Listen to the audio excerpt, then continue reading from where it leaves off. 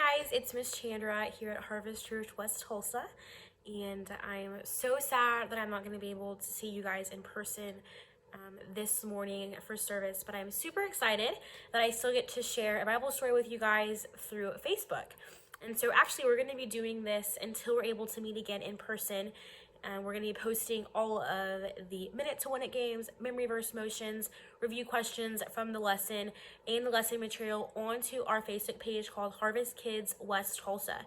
And so if you and your family have not already gone ahead and liked Harvest Kids West Tulsa Facebook page, go ahead and do that, because that's where we're going to be posting all of the information for services until we are able to meet in person again. And I'm super sad that we're not able to meet, but we're going to make the best of this, and we're going to have lots of fun today. We're actually starting a new series called But You're Just a Kid, and it's all about how you guys are superheroes for Jesus. You guys are doing big, powerful, and mighty things for God already at such a young age. And we see through so many different Bible stories how God used kids to do incredible things. And so I want you guys to be inspired. I want you to be encouraged that you can do just as big of things that we see in these Bible stories that we're going to be talking about over these next couple of weeks. And this week we're actually starting with a young girl. Her name was Miriam. And Miriam was in a really scary situation. Her baby brother had just been born. And after he was born, there was a law that was passed by the king. And the king wanted all of the baby boys to be killed. He was a really bad king, but he didn't want anyone to become the king besides him. He wanted to stay on the throne, and then he wanted his son to stay on the throne. And so he wanted all the other boys to be killed.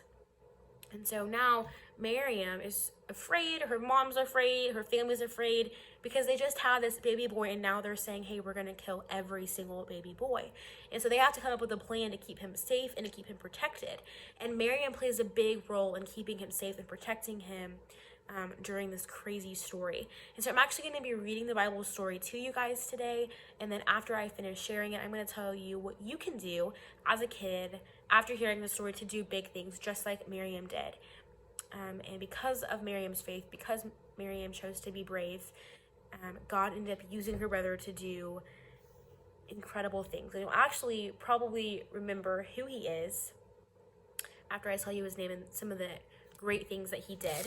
But I'm just going to start by reading the story to you guys this morning. The story is told through Miriam's perspective, and so we're going to get to kind of hear what she was feeling, what she was thinking while all of this happened. The story is called The Baby in the Basket. My name is Miriam. I have a little baby brother. A bad king wants to hurt my baby brother. What should we do?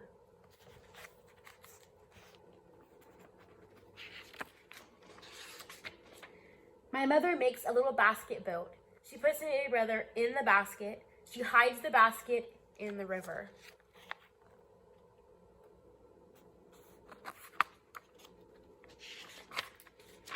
I wait and I watch. I want to see what will happen next. There's Miriam. If that was your younger sibling, or if that was someone that you knew that was being put in danger, that could have been killed, I think we all would be watching and waiting just to kind of see, well, what's going to happen next? That would have been a really good time to start praying and asking God to keep him safe. Oh, here comes a princess. She sees the basket and she sees the baby. So we still have Miriam kind of waiting and watching, and her brother's in the river in the basket, and now we have the princess coming up. And she would have been coming up to the river they would bathe in the river, but they didn't have bathtubs or showers back then, and so they would actually bathe in the river. So she's just coming up to have a bath, and now she sees a baby in a basket. My baby brother cries, wah, wah. He cried so hard that even a frog, it looks like it scared a frog.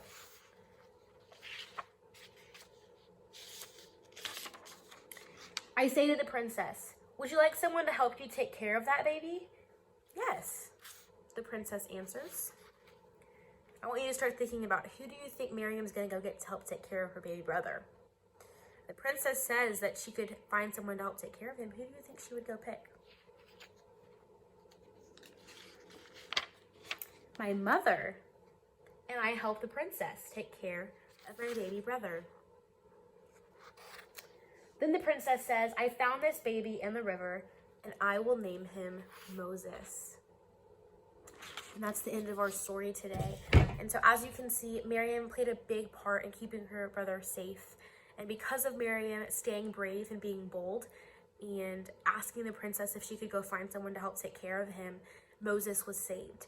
And if that name doesn't sound familiar to you, Moses was a man in the Bible who helped get the Israelites out of Egypt, out of slavery. He also was the man that God gave the 10 Commandments to. He parted the Red Sea with his staff.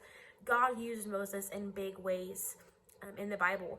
And so we wouldn't have had Moses. We wouldn't have had these amazing stories in the Bible if it wasn't for Miriam, his older sister, keeping him safe and protecting him when he was just a baby in a basket in the river because the king was trying to kill him. And so I want you guys to be encouraged and know that God uses kids just like you to save people, to protect people, to serve people. And, you know, with the coronavirus going on, with there being so many changes in school, in homes, because families now, some people are being laid off, you know, kids are home more, so kind of trying to figure out food, not being able to come to church on Wednesdays and Sundays until all of this kind of gets cleared up. There's a lot of changes happening right now, and it can be overwhelming. It can be scary. We could be scared just like Miriam was whenever she sees that her brother is being put in a basket in the river because kings are trying to kill him. And so we kind of have to think, okay, well, what did Miriam do in that situation? And she stayed calm and she stayed brave. And I'm sure she said a prayer to God, asking God to keep him safe, asking God to protect him. But she played a part in that too. She waited and she watched. And whenever she saw the princess, she was bold. She spoke up and asked if she could go find someone to help take care of him. And she went and got her mother. And so I want you guys to kind of start thinking of ways that this week you can serve people in your house. Maybe it's asking your parents to help take care of chores.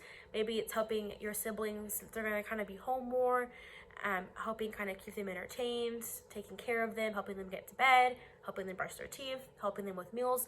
Like whatever you can do to help your parents, I would encourage you to find ways to help serve your families this week. Another good way is to help serve the community. You know, maybe it's finding ways to help your neighbors. Maybe you could ask your parents if you guys could go pick up some groceries for an elderly couple that live near you because it's kind of hard for them to get out right now with the virus that's going on. Maybe you could volunteer to just go pick up their groceries for them.